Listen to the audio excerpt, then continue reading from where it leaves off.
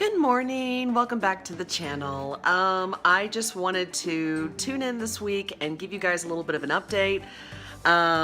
So we are still in our waiting process from our home study. When we had it done last Tuesday, the person said that it takes her 10 days, which I think that's like 10 business days, to write it up.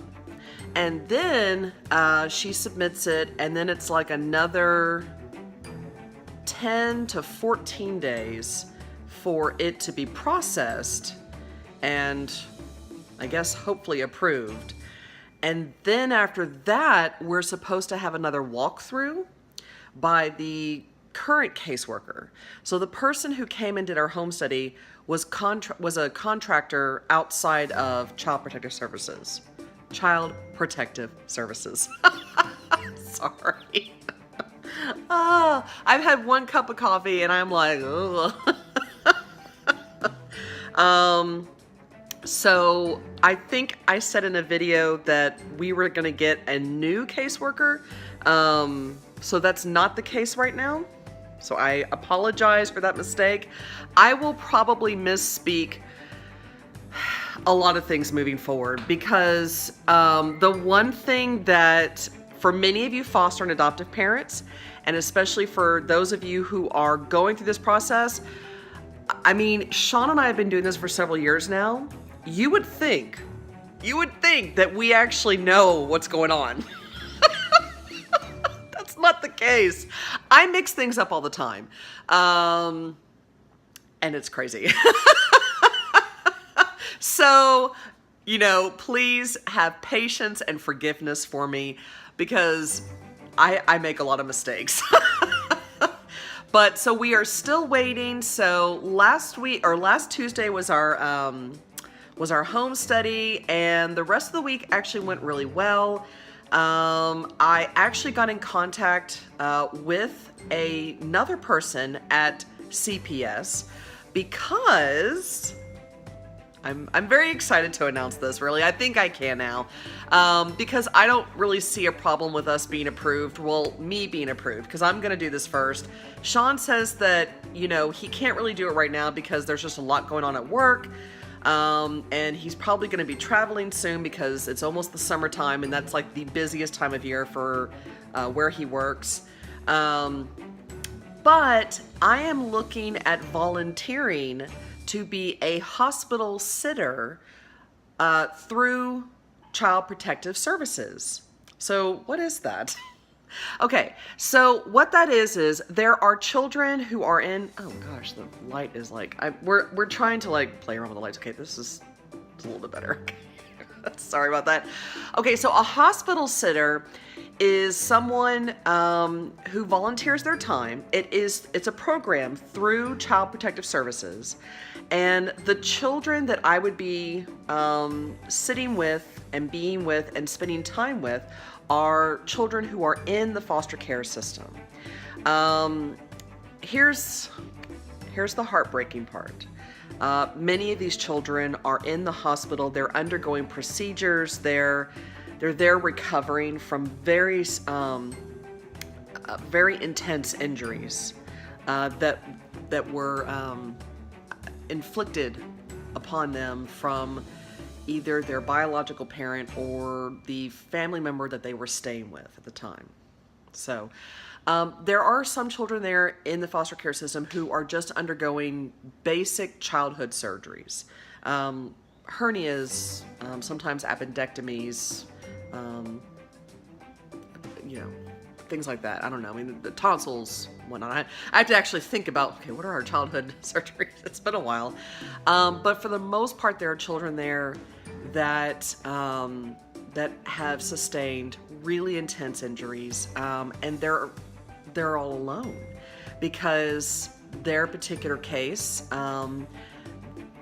they can't have family or family friends be there with them because, well, more than likely those people are under investigation. So the nursing staff, they can't devote all of their time to just one child. They have so many children to take care of, and they have so much that they have to do because a nurse's job, a registered nurse, I mean, their job is very intense, very busy. And the CPS caseworker can only visit the child, you know, when she's able to, because she has so many children, or he has, because there's male CPS workers, there's female CPS workers. I'm sorry, guys. Here in Houston, I have that horrible allergy, so forgive me. But for the caseworker, he or she, they're only able to visit the child sometimes once a week, sometimes once every 2 weeks. So CPS is reaching out to the community, and I was on Facebook a couple of weeks ago, just doing my normal perusing, and one of the foster adopt mom friends that I've gotten to know posted this, saying, hey, anybody who's interested. And I realized, I was like, well, there is actually some time that I have during the week and also on the weekend that I can like dedicate myself to filling out the paperwork. We've already done our background check. We've already done our FBI fingerprint check because we're trying to license as foster to adopt parents. So, you know, we wouldn't be where we are right now in this process if we hadn't been approved. So I already know I will be approved. And the lady I spoke to on the phone, she basically said the same thing. They just have to run it for, you know, formality's sake. But I realized, I was like, you know, we don't have any children in our home right now. And what better way can I give of myself by sitting there with a child, bringing some games to play, bringing a laptop where maybe we can watch a Disney movie, bring construction paper and colored pencils and crayons and washable markers, and do maybe a little arts and crafts projects depending on the child and what they're able to do. If obviously they're not able to be very mobile, there's plenty of things that I can come and do with them. We can read a book, or I can read to them. I could, you know, watch a movie with them. I can sing to them. I'm not saying I'm a great singer. But there's a lot that these children need. And I mean, for all of you who are parents, can you imagine your child being alone in the hospital, hooked up to IVs and anything else that they need to help them, and all they have is a nurse coming in periodically, doing what she or he is doing to help keep them well and thriving, and then maybe having another adult come in to visit you? I can't even fathom that. I can't. So this is a volunteering. This is purely non-paid, volunteering my time.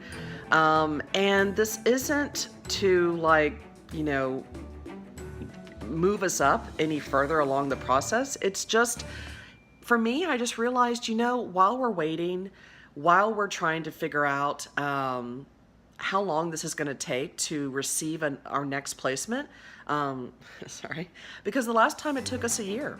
It took us actually, yeah, about a year to receive the last placement that we had last year.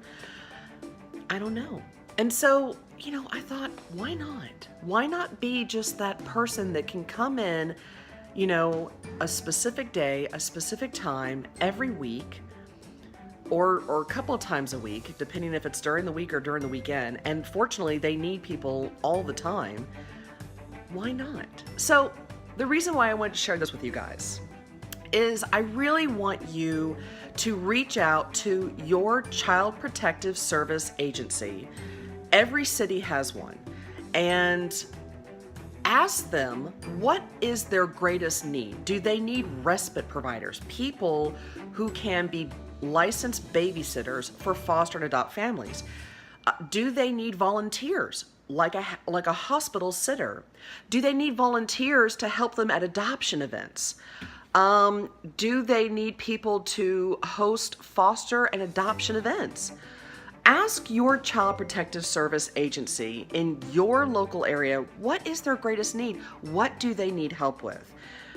If you're not able to foster, if you're not able to adopt, that's okay. Not everybody is called to do this. Not everybody is really meant to do this. And that doesn't mean that you're less of a person. That doesn't mean that you're not, you know, you're any greater or lesser than anybody who does do this. But maybe you have a desire to help children. Maybe you could be a mentor for tweens and teens. Maybe you could volunteer to teach life skill classes for the teenagers who are phasing out of foster care.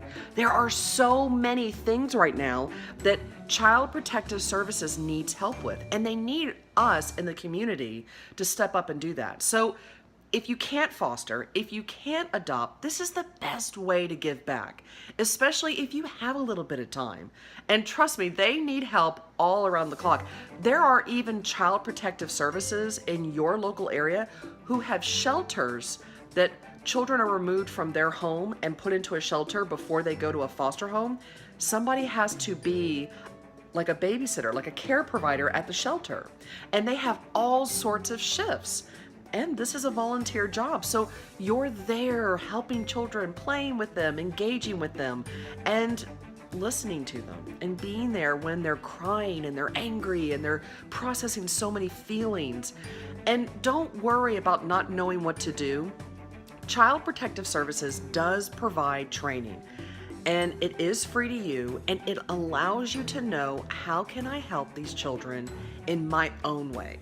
So I hope this was helpful for you guys today. Thank you so much for stopping by, and I will see you guys next time. Bye!